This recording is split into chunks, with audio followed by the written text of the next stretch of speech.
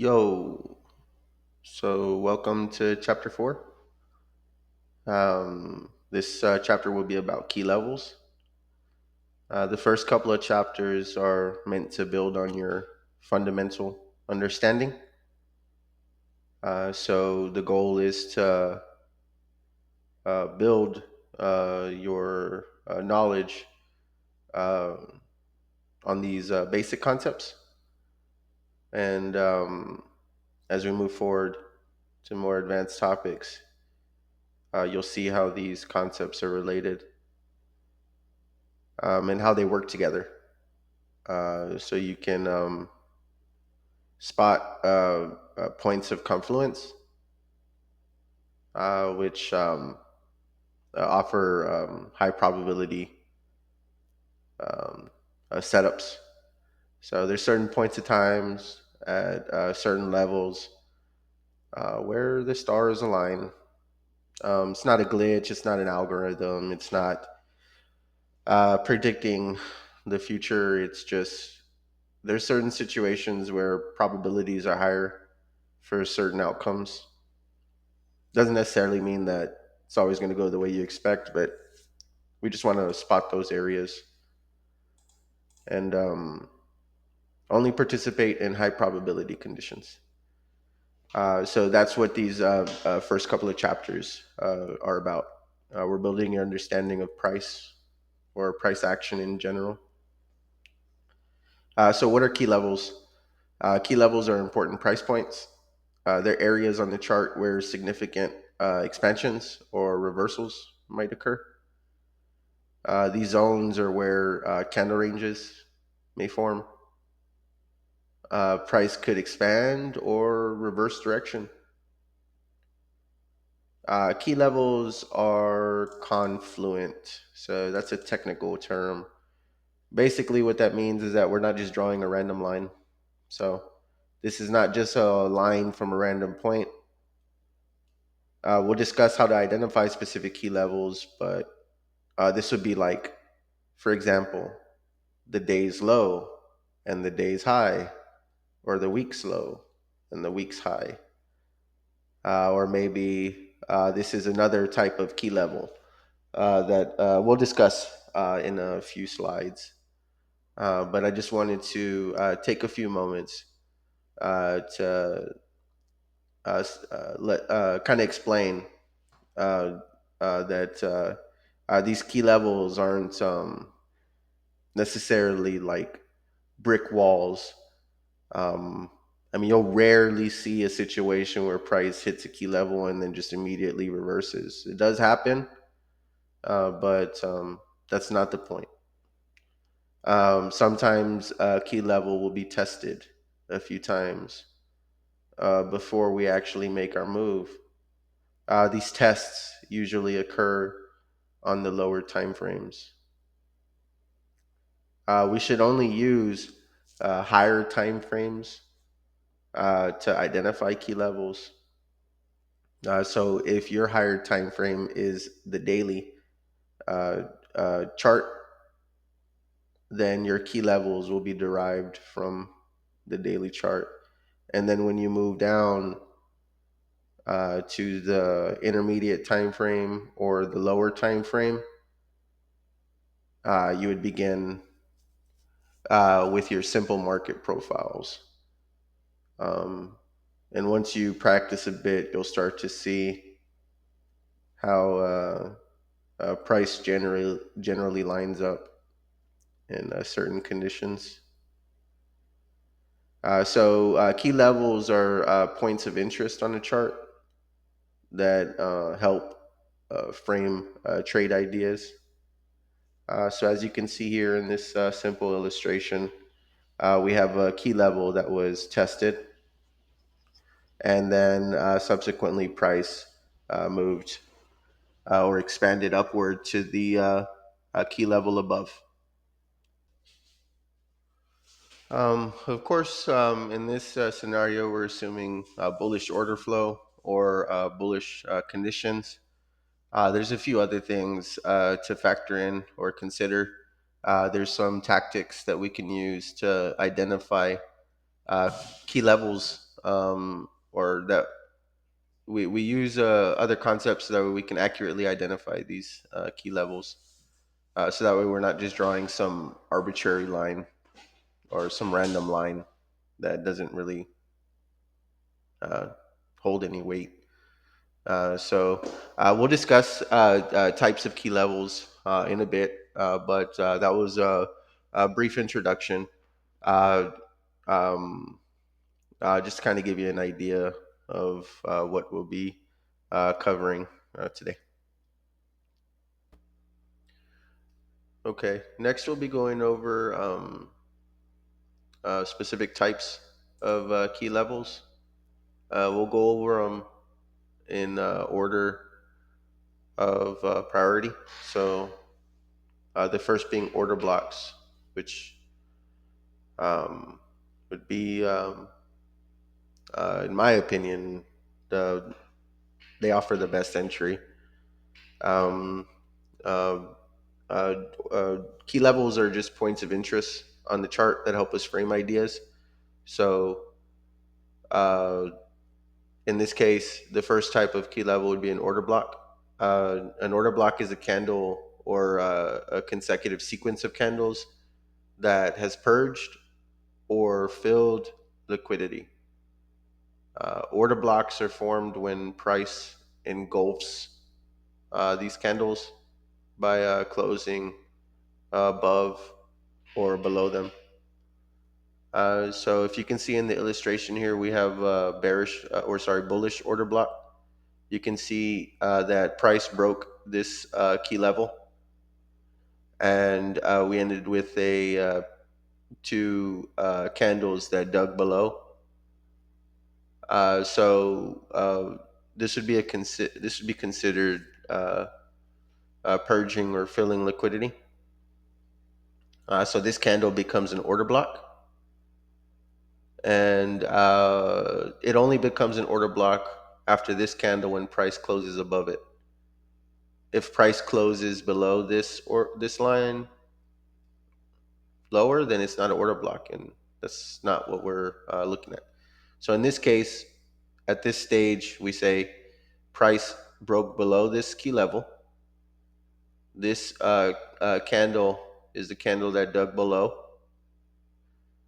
and on the next candle, price closed above it. So we wait for price to come back to test that order block again, and here's our entry, and we can see price expanded upward. So here's a simpler representation of that. Imagine a line chart instead of candle bars, and you can see how price forms this key level, breaks below the low, and then we wait for price to retest that order block. And we can see that order block is here. Now we can see a similar sequence of events in a bearish order block is basically just the mirrored representation of this here. The concept is the same, or the logic is the same.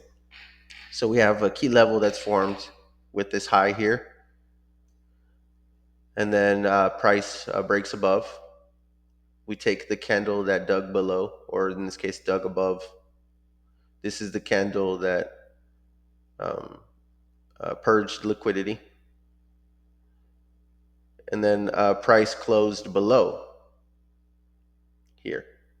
So then we wait for price to retest, comes around, and then we have our short position or opportunity for a short position here when price retests that key level. So when price retests here, we can say there's a high likelihood of price going down further.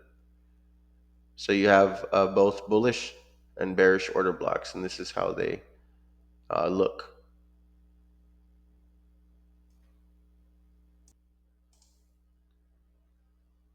All right, so after order blocks, we have highs and lows.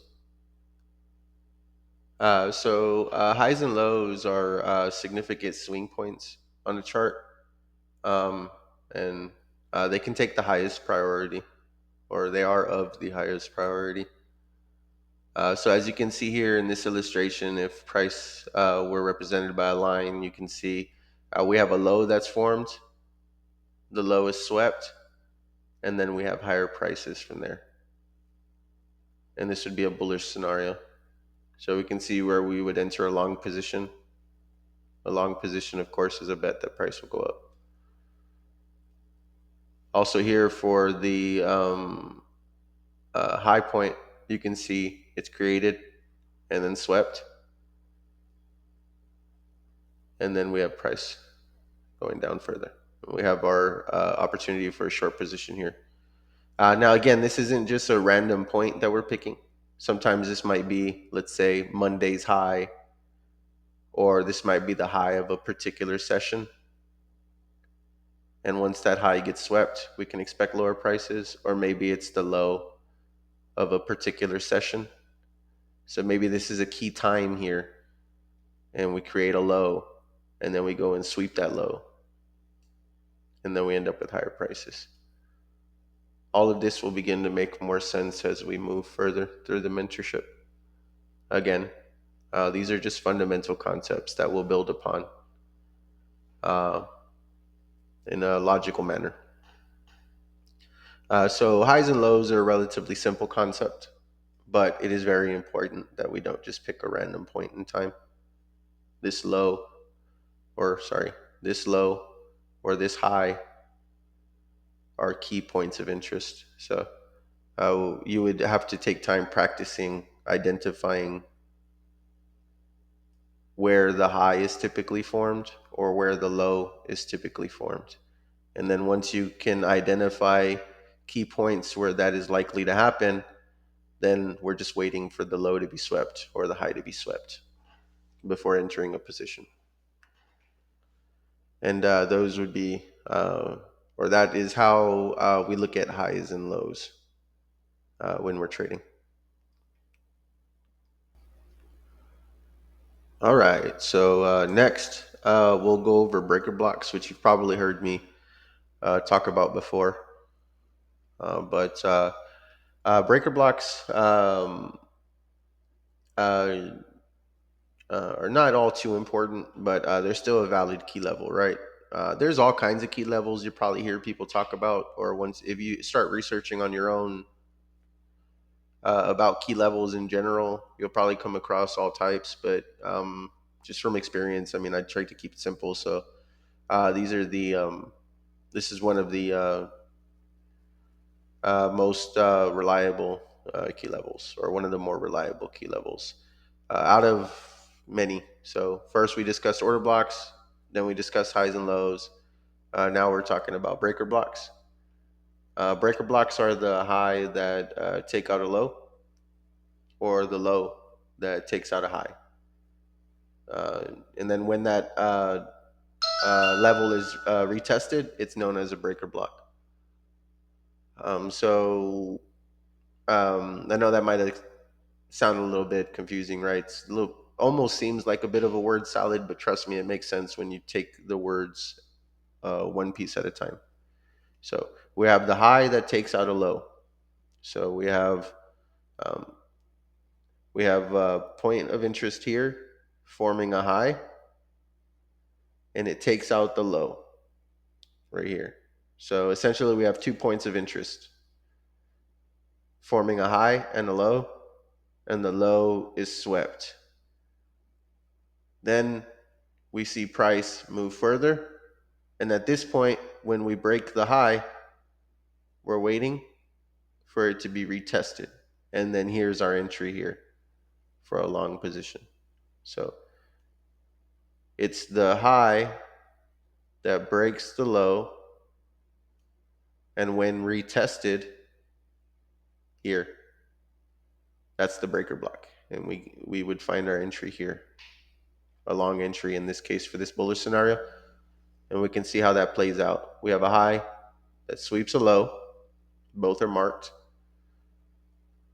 and then price expands upward, retests the breaker, and then we have our entry here.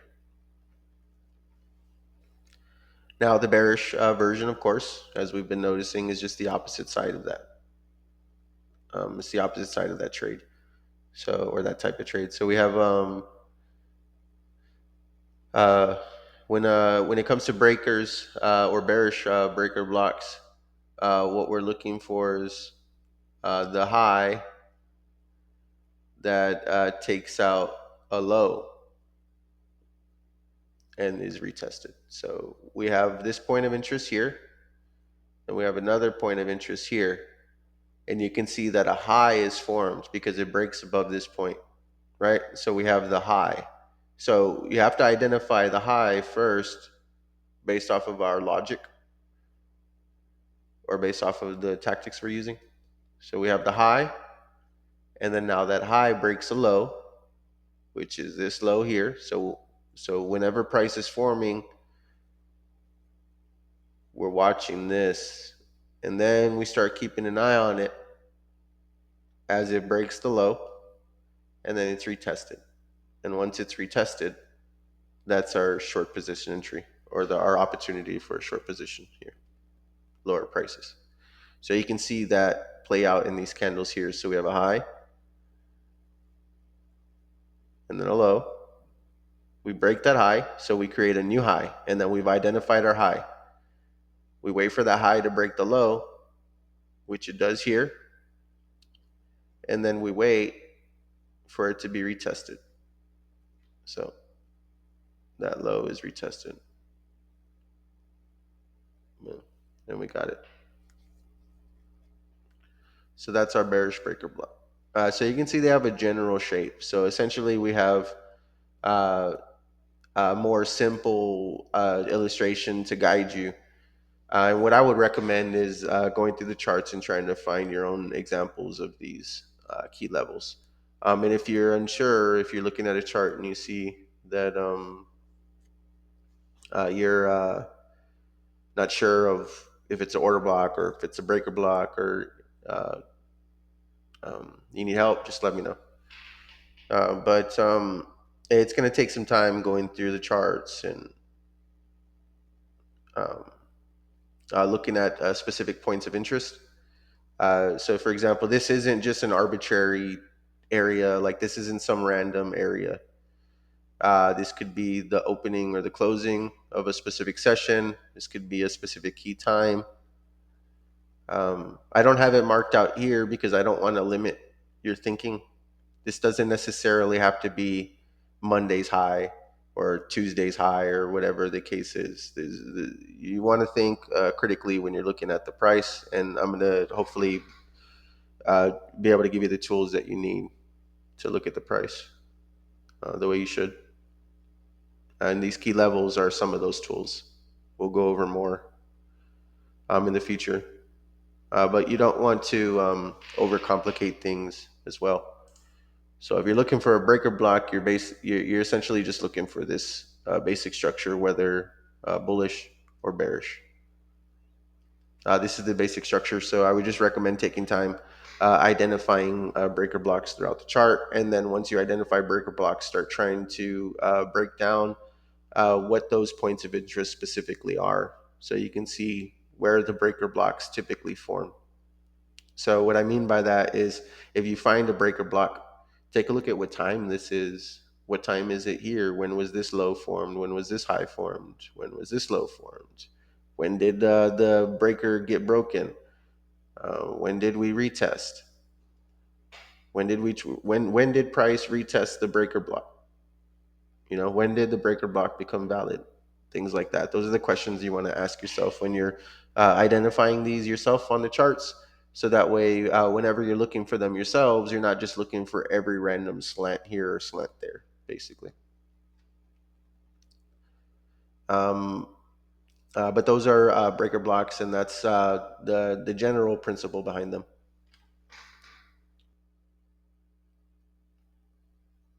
All right. So moving on to the next one. Uh, the fourth key level that I want, or the fourth type of key level that I want to go over is FVG. That stands for fair value gap. So I don't Okay, yeah, I have it in my notes here. So fair value gap. Yeah, I didn't think I have it here, but I'll get, of course, I'll get you access to the notes and stuff as we have for every chapter so far. But the next level is FVG, fair value gaps. Um, fair value gaps are a situation where you have a price gap between consecutive candles, which can typically represent an imbalance in price action.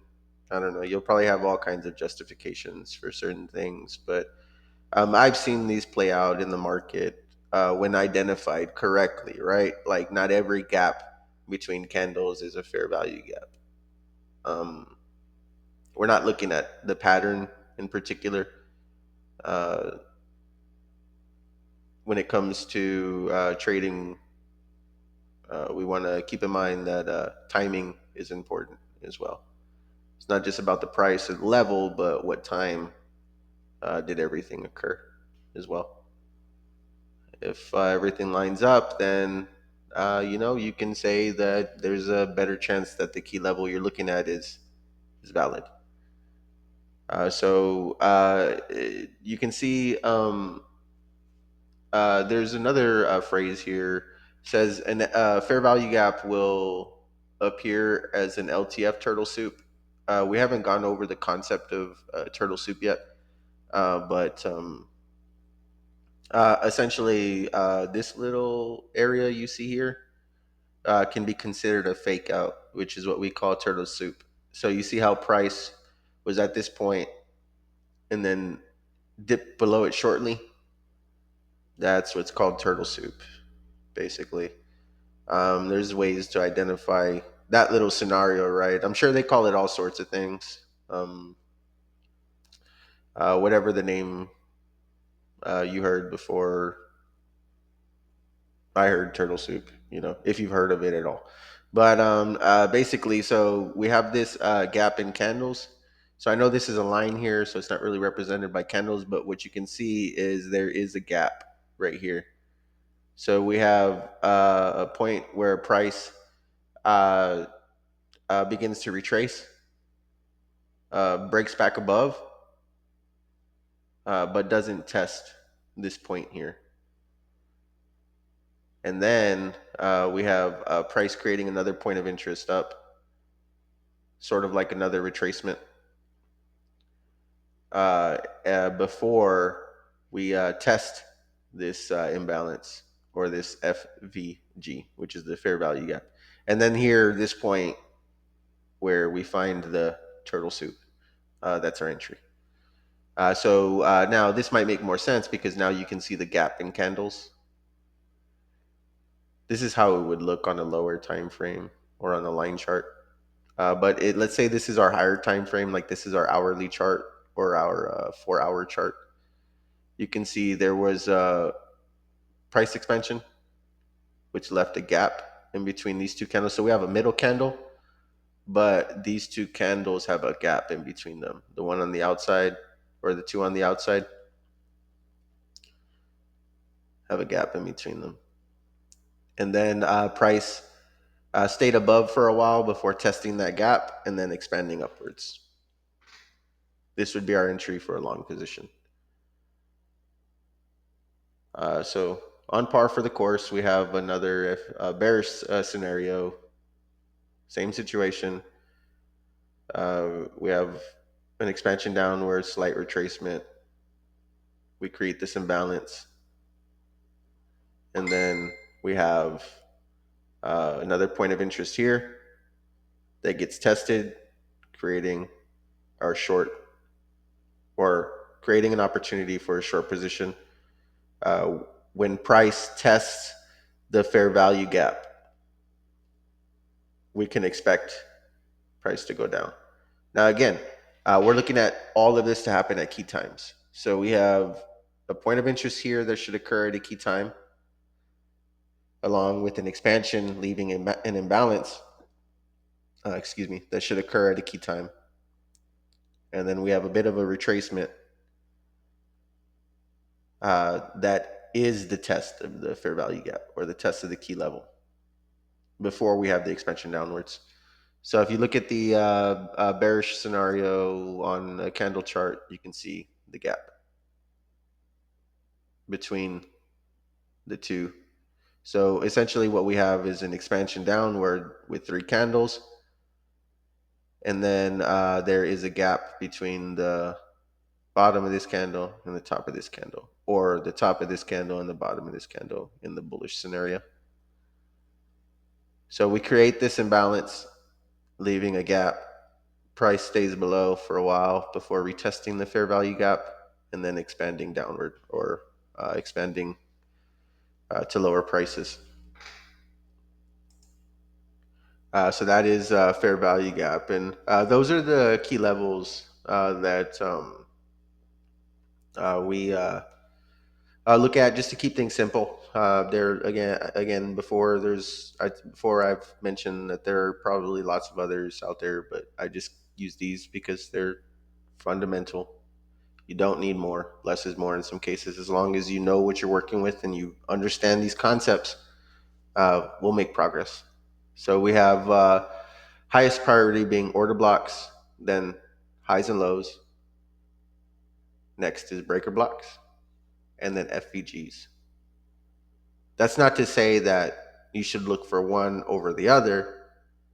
That's just to say that order blocks typically offer the best opportunity. FVGs, maybe not so much. Doesn't mean that you're not going to find great opportunity uh, only at order blocks. FVGs offer great trades too, amazing trades. Breaker blocks offer amazing trades. Highs and lows offer amazing trades. Order blocks just happen to be that first point before price actually makes the run. After order blocks, usually a breaker block will form or an FVG will form. Highs and lows also work well, but highs and lows take um, time to be able to identify. Um, because let's face it, I mean, nobody is uh, buying high, selling low, or sorry, uh, taking a short position at the top all of the time, every single time there's a top. Nobody is entering a long position every single time there's a low. Um, you just don't do that. I mean, there are people out there who scalp and they trade aggressively, high frequency traders, but even then, they're doing that for like maybe an hour or two at the most at a time. So they're not spending 24 hours just buying, selling, buying, selling, buying, selling. No, that's not the way it is. You just look for high quality setups. So a scalper would be uh, only doing a large amount of trades or like high frequency trading, buy, sell at a key time during a moment where they feel that conditions are are in their favor. So we wait for these high quality key levels and then we look for a reaction from them. That's the point of key levels. These important price points are what we look for so that we can then go to the lower time frame. So these key levels are on the higher time frame, and then once you identify the higher time frame key levels, we're looking to the lower time frame for the reactions and the entries and such. All right, so I just want to share some final thoughts on key levels. As I said before, they're not exactly brick walls. They can be tested in all sorts of ways. Sometimes there's an instant reaction, sometimes there's not, sometimes it's tested a few times before we see price go the way we were expecting. So it's really important that you align yourself with the other tools that we've discussed before. So you want to select the right time frames, you want to align them correctly, and then you want to make use of simple market profiles as well as key levels. And then once you start seeing how these things interact with each other on the charts, um, you can practice building your anticipatory skills. So once you're able to kind of identify these things, then maybe you can think, hey, price has been ranging for a minute. We're at a high. Maybe we can expect prices to expand lower. That's the way you want to be thinking. Um, Another way to think about it is, hey, we just expanded uh, up and we've hit this key level. So uh, there could be a chance of a reversal. That's the way you want to think about it. You want to start building a narrative that uh, is accurate, and then you might be able to reveal like the daily bias, which is generally speaking uh, where the draw is going to be for the day. So it's not that uh, it's written beforehand that today price is going to go here. It's just you're looking at the conditions in the market before the day opens, or maybe before the next hour opens, to gauge where we can expect price to go for that period, because that's how we operate. We pick a time frame, we align our charts. So if we use the framework that we gone over before, the HTF, ITF, LTF, and we align the time frames properly by using the framework I gave you, where you use the right higher time frame and pair it with the correct lower time frame. Now you can utilize simple profiles and key levels together to try to anticipate price, or practice with paper trading, which is using a simulated account. And I always recommend TradingView for that because it's easy, it's on the chart, and it's just simple. But definitely practice, practice, practice. Well, that's all I have for key levels, and good luck, and hopefully you're studying. We'll see. We'll see you later.